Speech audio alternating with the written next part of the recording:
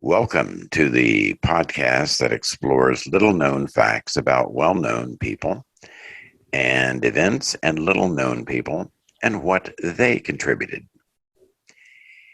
In this episode, we will explore the history of canning. Today, Dr. Dunard, we take for granted that we can enjoy the convenience of canned foods and beverages as if they've always existed, when in fact, canning is a relatively recent process of the last few hundred years. With so many improvements, the process was originally invented to benefit the military. There's a very interesting quotation about that from the great military scholar, Dr. Anthony Jones. He says, French soldiers, and this is in the 19th century, alternate between starvation and excessive overeating. No one cares for their health because they either go without or eat too much, and they alienate civilian populations by expropriating things living off the land. The French government, as you say, was greatly concerned about the problem of essentially robbing from the people and living off the land. And to that extent, they offered a reward of 12,000 francs for a solution. And then in 1795, 5 years later, I guess, Napoleon Bonaparte personally offered a 20,000 reward and the rank of Marshal for anyone who could solve this problem. The problem was solved by a gentleman named Nicolas Appert, who created glass jars that were used to can meat, fish, and vegetables in 1809 using heat and wax. In other words, he put the foodstuffs in a jar and sealed it with wax. Yes. Yes. Okay. Now, even though Leeuwenhoek discovered bacteria, it was not known that bacteria was the cause of food spoiling that was in cans. It was originally thought that just excurting or removing air from the can would prevent any spoilage. And it does help. But it was not until Pasteur really started the science of bacteriology that it was known that spoilage was caused by the growth of bacteria in cans. They decided after Pasteur that they needed to clean the cans or sterilize them, if you will. And that gave a greatly improved shelf life to canned products. Yes, if I may, another factor is an Englishman named Dunard decided to replace the glass with metal in 1810, but the first can opener was not created until January of 1858. So by Ezra Warner of Connecticut. Yes, the metal required knives and hammers to open. I imagine it was much easier to use a can opener. Had to be. I am just totally perplexed at why a can would be used for preserving food without them thinking about how you're going to open this thing until years later. That just blows my mind. Mine too. Yeah. What has impressed me is the use of canning on both sides of the American Civil War and the expansion to the West.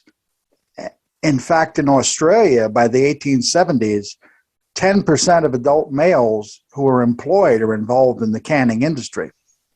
There was a very famous quote by the New Zealand Prime Minister, Sir Robert Stout, that says the two things his nation is best known for, or were best known for, is women's suffrage in the 1870s and the canning industry. A nation that cannot feed itself is nothing but well-dressed beggars, he said. Indeed. Again, we see another step forward provided through the needs of the military by using cans to feed our soldiers in Theodore Roosevelt's unit in the Spanish-American War. And then later, in World War I and particularly in World War II, it's been widely said that an army travels on its stomach, and there is some truth to that. But cans, metal cans, as opposed to glass jars, were both more sturdy. I mean, if you drop a can, it may dent it, but it probably doesn't break it. If you drop a jar, the glass shatters, it's done. Sealing a jar with wax is not a perfect seal, and heat obviously can cause the wax plug to come undone, and therefore you have spoilage. So that economically speaking, the ability to can foods was a great advancement, and still is to this day. If you notice, if you go to the grocery store and you want to buy vegetables, you can buy them fresh, which is actually today a little cheaper, but you can buy them frozen, which is a little bit more expensive than canned foods. And the shelf life of the canned food is greatly extended because of the work of Louis Pasteur. But now, would that retain the nutrition in the can for a long period? Well, they say that it does. My personal predilection is that canned food does not have the same quality. But there are people who would disagree with that wholeheartedly.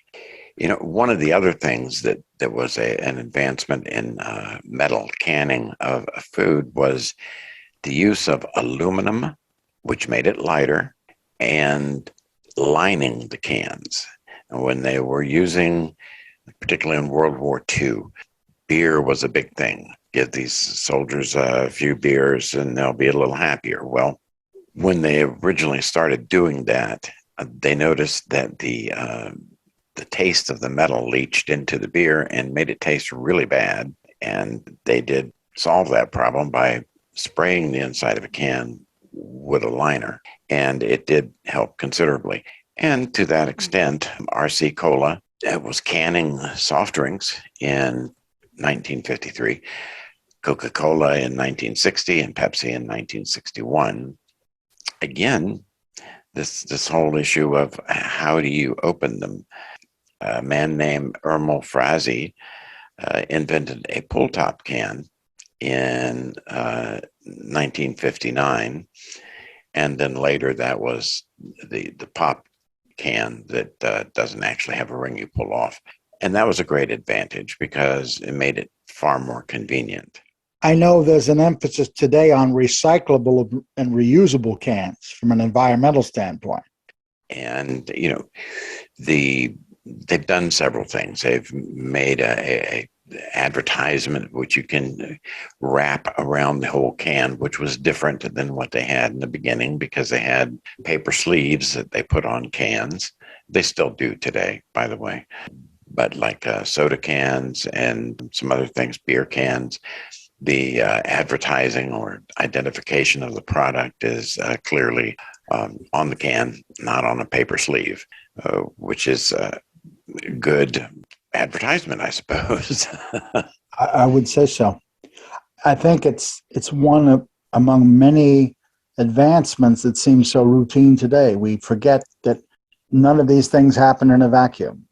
That's why history is made, as we say, every day by ordinary people. Absolutely. Well, all right. We certainly hope that our listeners have enjoyed this brief look at canning and can see the impact that this has had on westward expansion and other historical events and the economics of it. If you have enjoyed this, sure hope you'll give us a like and subscribe. We do have a lot more topics on the way in the pipeline, so to speak, and we hope you'll join us. Have a good day. So long, my friend. Bye.